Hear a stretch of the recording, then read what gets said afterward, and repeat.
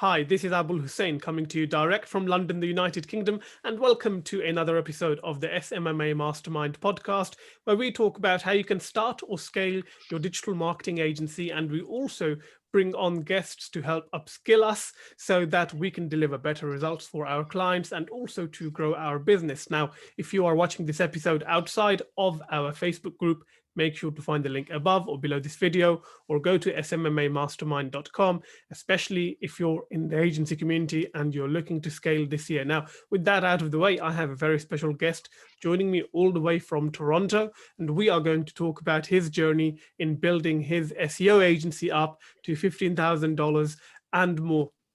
His agency is actually called Rank Simply, which, it does as it says on the tin, and we're going to hopefully pick up some wisdom from his journey over the last 2 years. Blake Mitchell, welcome to the show. Hey, great to be here. Thanks, Abul. Thank you so much for joining me. Now, for the people who might not know who you are, how about a little bit of an introduction? What's been your digital journey so far to starting Rank Simply? Yeah, so I guess before digital marketing, I actually was teaching English over in South Korea. Thought I was going to become an English teacher, but came back here, didn't really realize it wasn't really for me. And then I actually did an unpaid internship for SEO at an agency here in Toronto. And after that, kind of just bounced around a couple agencies and a couple of in-house jobs, and eventually decided I wanted to do it for myself and grow my own business. And that's kind of what got me here. Right. Okay. No, that's awesome. South Korea, that's one place I definitely want to visit. I've been binging on some South Korean Netflix shows. Yeah. And one thing that I only know one word, and that is kre, right? Or kreo, or something like that. So talk to us about your agency, so you're purely focused on SEO right now, or do you provide other services as well? Yeah, so we do have a core offering, which is SEO, and then we also provide web development and paid ads and really just quite a few different services with the help of certain partners, business partners. So when it comes to our offering in-house, it really is local and e-commerce SEO. That's really our meat and potatoes. Right. Okay, that makes sense. I suppose it also helps when you can provide some sort of web development services, especially with the whole technical SEO side. If you know the platform and the backend and the systems, I suppose it helps you to better kind of offer some of your services than working with a platform unknown to you, or you don't have a developer in-house to make certain changes, because we know how boring some of this can be, right? With the tags and all of that business. The way you operate, do you have like other partners who are associates, or do you have like an core internal team that work with you? Yeah, so we are now, especially because of the pandemic, we used to be in a co-working space, but now we are a fully remote team. So we have people all over the world, actually. So we have employees in Eastern Europe, and then United States, Canada, as well as Pakistan and Philippines. Wow, and we all kind of work together online, right? Sorry to interrupt. No, please carry on. You're amazing. Totally. So carry on. Yeah, so we've really been able to come together thanks to it took a bit of time to find the right small team that can really work well together, but we do things a little differently. Like most of our conversations are over WhatsApp and in our actual project management tool. I know Slack is a big one. Most companies use that. It's not something we use. Just really trying to keep it simple and keep the communication and process so clear that we don't necessarily need to be in meetings all the time, as something that happens often with remote companies. So that's awesome. Now, one of the things that I always find small agencies struggling with is hiring the right people. So what's your journey been like? How many people did you go through that burned you, I suppose, before you found the right team? What tips can you share for someone who's looking for their first VA or outsourcer? Yeah, so this is definitely something that I'm learning as I go here. I definitely don't want to appear as the professional in this section, but yeah, really just learning to diversify where I'm hiring from and who what skill level I'd like to hire. So initially, I was really trying to bring on people who may already have the knowledge and a more intermediate employee. And I just found that, or contractor, and I just found that it wasn't working out for our process. So instead, finding people who are willing to just learn very quickly, I found that has really been the answer. And just if I had to give one point of advice, it would be there's the traditional kind of, traditional methods of getting employees, or I should say hiring, and things like Indeed, like these big job boards. They weren't actually the things that worked for me. I've actually hired the majority of my staff and our team here from Facebook groups, as it turns out. Interesting. So yeah, so just finding people, being in these groups myself, found other people often looking for work and presented them the opportunity. So. No, that's absolutely amazing. I'm glad you didn't come and say Fiverr for a second there. I thought you might be going down that route. So, okay, so you are working in the local business space. So I'm guessing with people's GMB listings and kind of local ranking terms, and also e-commerce. How did you settle in those two areas? Because you have various different SEO agencies that focus on different stuff. How did you find your focus? Yeah, so I kind of always knew that local was going to be my focus, because it really is the thing that I personally have found the most success in. And I want to, that's so important, right? I don't want to just choose a niche because it's interesting. I want to make sure I'm able to provide the results. So with that, local kind of was always there. It's always the place where you can kind of help a small business the most, in my experience. And then e-commerce just kind of fell in place, as technical SEO really is the forefront of what we do at our business. Of course, content is incredibly important, and having a content marketing strategy that fits in with your technical work is so important. And we find e-commerce websites can really benefit some of the most from a lot of these technical fixes that we're doing. And that's kind of what led us to, so we kind of had the solution and found the audience that needed it the most, you could say. Right. And your existing roster of clients, are they primarily based in Canada, or are you working with clients all across the world? Yeah, so our client base really is mainly in Canada, but it's also, we have a few clients in the United States as well. Mm-hmm. Now, the agency space is hugely competitive, as you can imagine. How do you guys stand out then? What makes you who you are, I suppose? Yeah, so I really think what makes us different is not only our transparency, but also just the willingness to do agile campaigns, as I say. Don't want to get too many buzzwords going here, but we really aren't going to just prescribe something, a package. We have no packages listed on our website. It really is custom solutions. And it's not just saying that, it truly is. And we operate in sprints. So we're doing work for a set amount of period. We're not locking anyone into contracts. And we're just being completely transparent about absolutely everything we do. For the lot of SEOs, right, they may be doing things like building private blog networks, doing some black hat things that make the work, they do end up ranking your client, but the client doesn't have a clue, right? They want the rankings. That's all they're thinking about. So we make sure to not go down that path, and we're doing all of the right things, building the right links, but we're being completely transparent and show our entire process to our clients. And I think they really appreciate that. That's quite interesting, because you mentioned you're trying to be agile and you're working in sprints now. I know some sprints are usually about 2 weeks long, and bringing that kind of methodology into SEO, how quickly can you actually show some results that a client is happy with by working in sprints? Yeah, so I think this is really important, and a lot of SEO agencies they miss out on an opportunity to really earn the trust of their clients. So of course, when you're doing SEO, results can take up to 5, 6, maybe even a year, right? 5, 6 months. And generally what we want to do is just be able to show them the upward movement in these first couple months. So a lot of clients they just want to make sure they're going up. They trust in the fact, right, that it's going to happen for them. They just need that reassurance that it's actually in a positive direction. So generally what we're doing in those first couple of months to get results is really focusing on the maps and just focusing on building out the right content, topical content structure.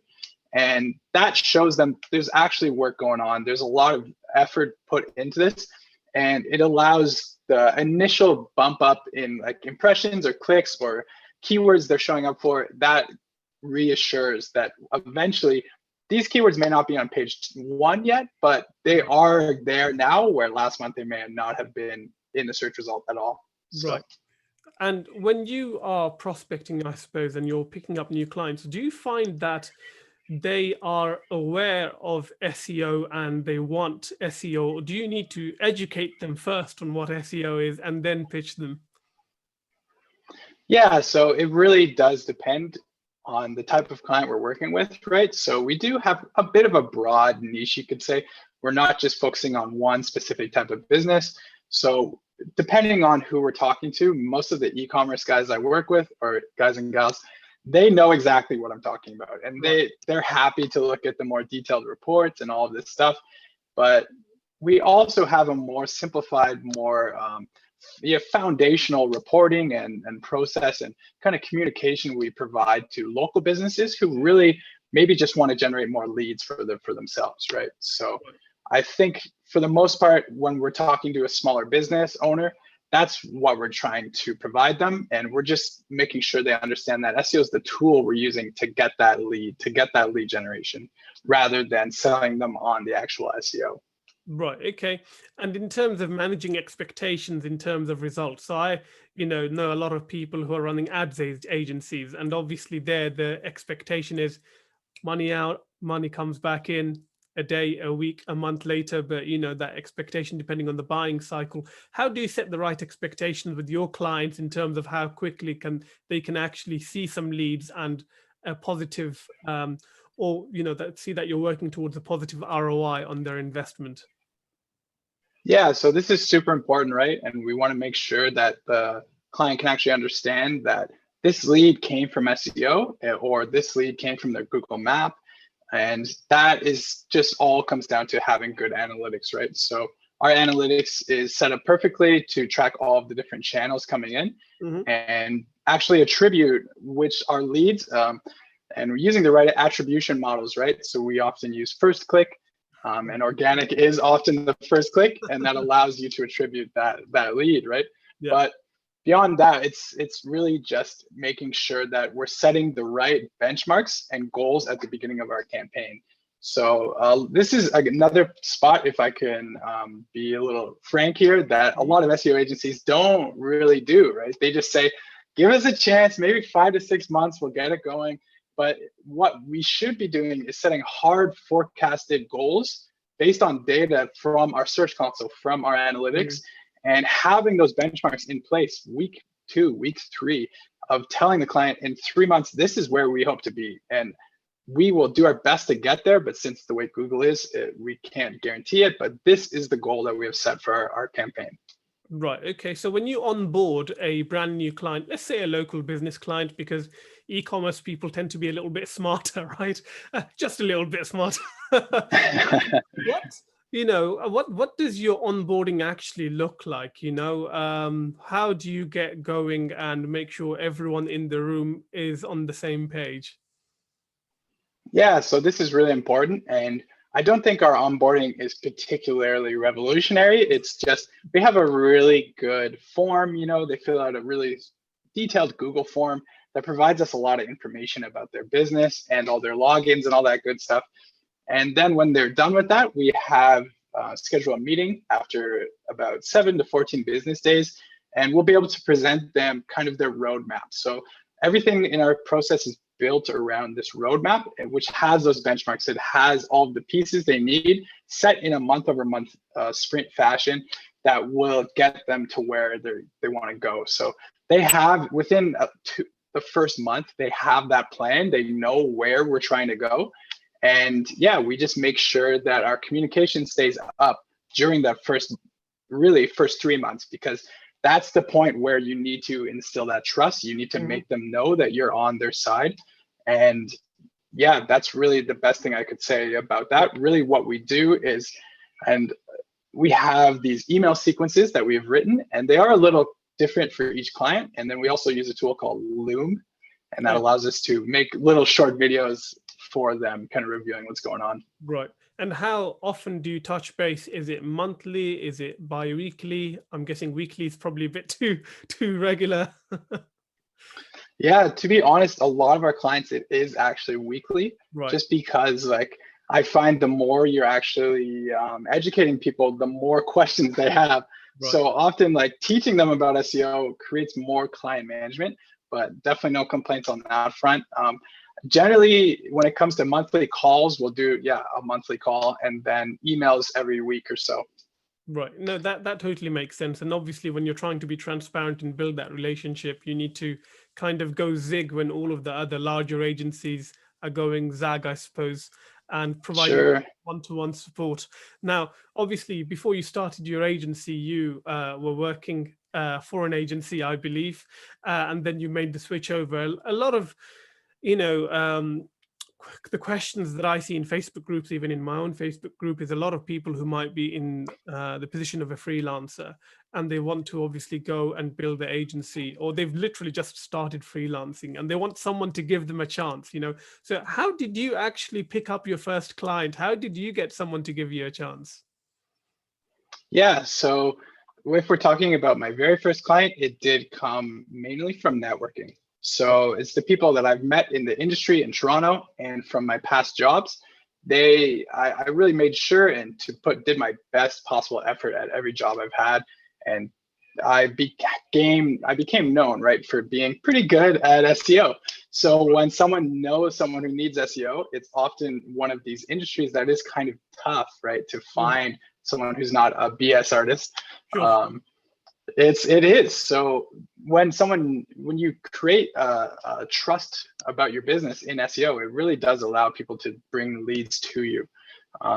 But beyond that, if I didn't have that kind of agency network connection that I did have being here in Toronto, it's really video audits. So I know a lot of guys on YouTube are talking about it, but I would just find websites on pages 2, 3, 4 for different businesses and shoot them a video showing them the exact problems that they can fix. And I think people appreciate that, leading with value rather than just trying to sell them and then give them the value. So that's interesting, because obviously a lot of people have different opinions on doing video audits, and I know some people do them and they get nowhere. So I suppose, with any business, it's one of consistency, and then if you can have multiple channels open for attracting clients or getting clients, that also helps, rather than just relying on email or sending messages on Facebook or something like that. So right now in your agency, obviously you've been running for 2 years. How many clients can you actually handle at any one moment with the capacity that you have built? Yeah, so this is something and a question I'm constantly actually pondering these days, because we are growing at a very steady rate here. So I find the way you kind of break down your team is going to actually depend a lot on how many clients you want to bring on. So since I constantly want to be in a growth state, to be honest, I need to ensure that I have the people and teams in place to make that happen. So the way I personally have broken it down, and it's nothing new, again, this is things I've learned from other people, but I've broken my teams down into separate pods, right? As we say in Toronto. I'm not sure if that's a common term, but no, that works. Yeah, perfect. So we have pods of 6 that are put on, they're assigned actually about 10 clients each. Right. So we have 6 so right now I have 2 of these teams. So we're up about 22 clients. And right now I'm working on hiring that 3rd pod. So every 10 clients, I know now that I need to hire 6 new team members. Right. Okay. So these pods, are they multidisciplinary, or is it like everyone in the pod are doing the same thing? I'm guessing each pod is like a mini business unit that can function on its own in a silo, or do they need to interact with the other pods who have different skill sets to them? Yeah, that's exactly it, the first one. So it allows you to kind of decentralize your command, as they say, or that's a bit of an army talk, but Well, yeah. it it allows you to, you know, kind of step back and detach from your day-to-day work and work on your business and make sure you're improving your marketing, improving your operations. And yeah, these teams all kind of could separate as separate business units if they wanted. Right, awesome. Does that not put a bit of fear in you that these teams, and I don't want to put this fear in you, by the way, could technically then go off by themselves and say, we are our own business now? Because they could technically. Oh, certainly could, yeah. Okay, And you know what? This is, sorry to interrupt, but no, this is please go for definitely it. something, yeah, I've considered, right? But I've come to terms and I really have no problems with that. A lot of the team members that I have on my team right now actually are people who are trying to grow their own agency as well. So if you're able to support my business, I have zero problems giving you opportunities to grow your own business too, especially because the majority of my employees, I shouldn't say employees, they're all contractors. I have no full-time employees. Most of them are around the part-time hour range.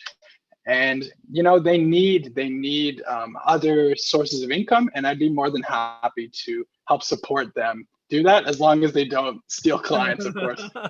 I think everybody needs an employer like you, hey? Okay, that's Maybe. absolutely awesome, and that's a great attitude to have at the end of the day. And as long as you say, they're not poaching your clients and, you know, stealing all of your goodwill, then that works, I suppose. So you speak about growing at a steady rate. What does your prospecting look like right now? You know, how do you go out to find new clients? Yeah, so there's kind of, I would say, three ways which we're trying to get new clients. The first one, which is our major, makes up about 50% of our business. It is white label partners. So that means I have found other agencies who don't offer SEO, and I've partnered with them so they can offer SEO to their client base. Yep. So that allows us to tap into client lists that we didn't have before, and it's been really awesome for us.